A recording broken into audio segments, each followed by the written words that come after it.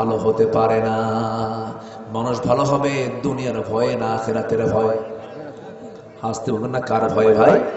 আখিরাতের ভয়ে। জান্নাত সময় মরার পরে জান্নাত অথবা জাহান্নাম। আমরা বলুন তো, সবাই মিলে বলুন তো, আমরা জান্নাত পেতে চাই না জাহান্নাম পেতে চাই? বলেন বলেন। কিন্তু আপনি টিকিট কেটেছেন কুড়িগ্রামের, আপনি যাবেন ঢাকায়, টিকিট কাটা আছে কুড়িগ্রামের। কখনো হাজারো চেষ্টা করে কি আপনি ঢাকা যেতে পারবেন নাকি? পারবেন না। টিকিট কাটবেন যেখানে, সেখানে তো আপনাকে যেতে হবে। নামাজ পড়ি না, এটা আমার জন্য জাহান্নামের কাজ হয়ে গেল। মিথ্যা কথা বলি, জাহান্নামের কাজ হলো।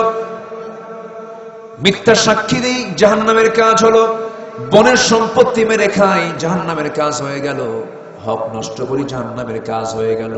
মাকে ভাত দেই না, জাহান্নামের কাজ হয়ে গেল। আব্বাকে সম্মান করি না, জাহান্নামের কাজ হয়ে গেল। জুলুম করি, জাহান্নামের কাজ হলো। গীবত শিকায়াত করে, জাহান্নামের কাজ হয়ে গেল।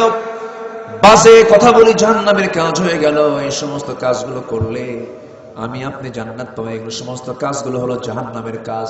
বুকটা ফেটে যায়, আজান হয়, জাতি মসজিদে যায় না।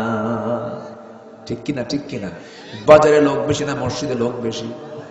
বলেন বলেন বলেন। চার দোকানে লোক বেশি না মসজিদে লোক বেশি? চার দোকানে লোক বেশি। অথচ উচিত ছিল বাজার শূন্য হয়ে যাবে, আজান হলে পরে বাজারে কোনো বাজারই চলবে না, কোন দোকানদার দোকানদারি করতে পারবে না। এটাই হলো আল্লাহর ভয়।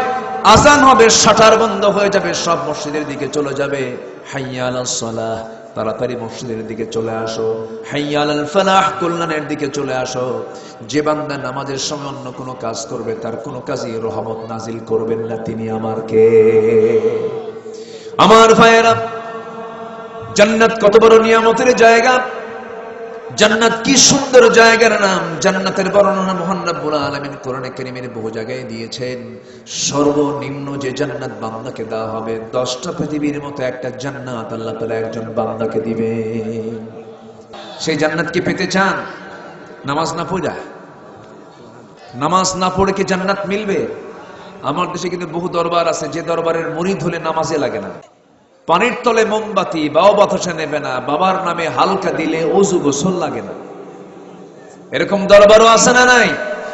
যে দরবারে মুরিদ পীরকে সেজদা দেয়, যে দরবারে মাজারে সেজদা চলে, যে দরবারের ভণ্ডদের পা ধরে মুরিদ সেজদা মারে, ওই সমস্ত দরবারের ভণ্ডদের হাত পা ভেঙে গুঁড়া করে দেওয়া দরকার। ওর ঈমান বিধ্বংসী কামান, ওদের ধারে পাশে আমরা কেউ যাবো না। জোরে বলি ইনশাআল্লাহ, আরো জোরে বলি ইনশাআল্লাহ। সম্মানিত ভাইয়েরা, সম্মানিত বন্ধুগণ, জান্নাত যদি পেতে চাই, জান্নাতের লাইন আমাকে থাকতে হবে। হারাম